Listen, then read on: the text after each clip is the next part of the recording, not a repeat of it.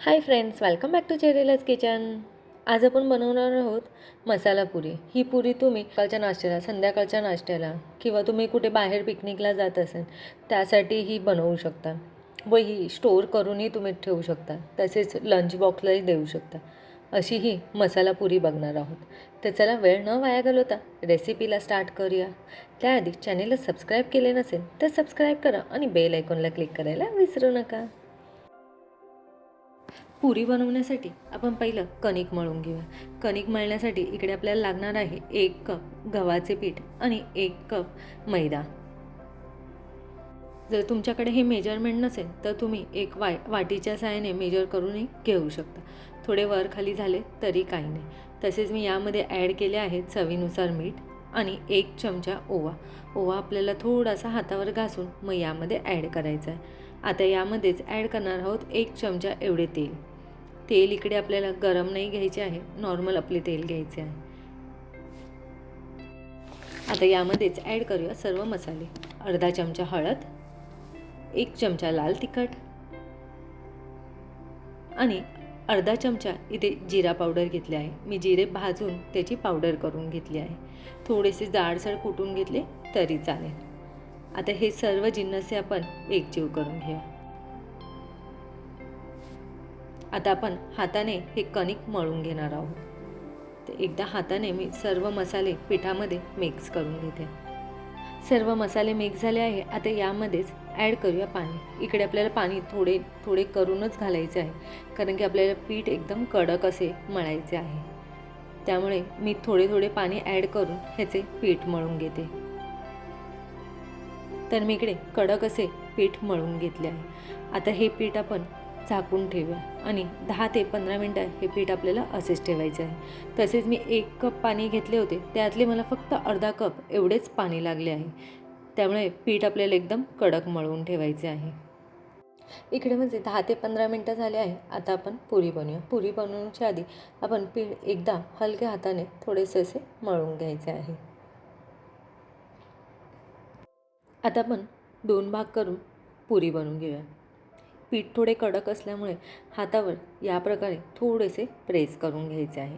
आता आपण जशी चपाती बनवतो त्याचप्रमाणे आपल्याला ह्याची चपाती बनवायची आहे. चपाती आपण थोडं मीडियम साईजची बनवतो. हे आपल्याला पातळ असे लाटून घ्यायचे आहे. याला आपल्याला सुके पिठाची गरज लागत नाही, पण जर तुम्हाला वाटले खूप चिपकत असेल तर तुम्ही थोडेसे वापरू शकता.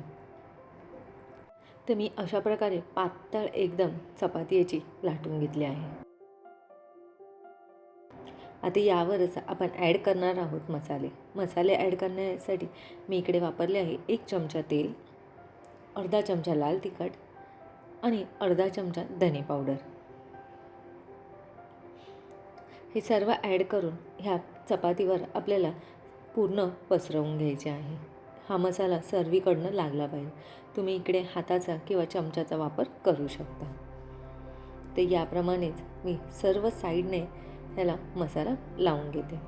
मसाला लावून आता आपण याला रोल करायचा आहे. या प्रकारे याचा आपल्याला रोल करायचा आहे. रोल करून आपल्याला हे मीडियम साईजचे असे कट करून घ्यायचे आहे आणि आपण याचीच पुरी बनवणार आहोत. जो पण आपण मसाला लावला आहे मधनं याला पाऱ्या पण किती छान आल्या आहेत तुम्ही बघू शकता. आणि जो पण मसाला लागलेला आहे तो सर्व असा वरती येतो. आता आपण पुरी लाटून घेऊया. तर या प्रकारे मीडियम अशी आपल्याला पुरी लाटून घ्यायची आहे. तर तुम्ही बघू शकता किती मस्त असं दिसत आहे.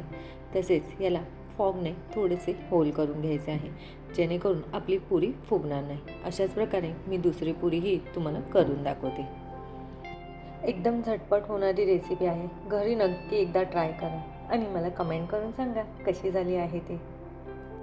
तर इकडे आपली पुरी बनवून रेडी झाली आहे. आता आपण डीप फ्राय करूया. ह्याला डीप फ्राय करण्यासाठी तेल आपल्याला खूप जास्त गरम नाही करायचे आहे. मीडियम असेच तेल गरम करायचे आहे.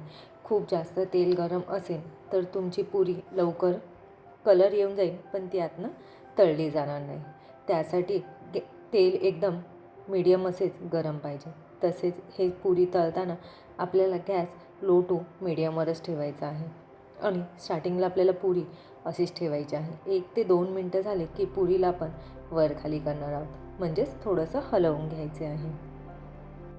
व ही पुरी आपल्याला दोन्ही साईडने लालसर कलर येईपर्यंत तळून घ्यायची आहे. तर तुम्ही इकडे बघू शकता माझ्या दोन्ही साईडने लालसर असा कलर आला आहे.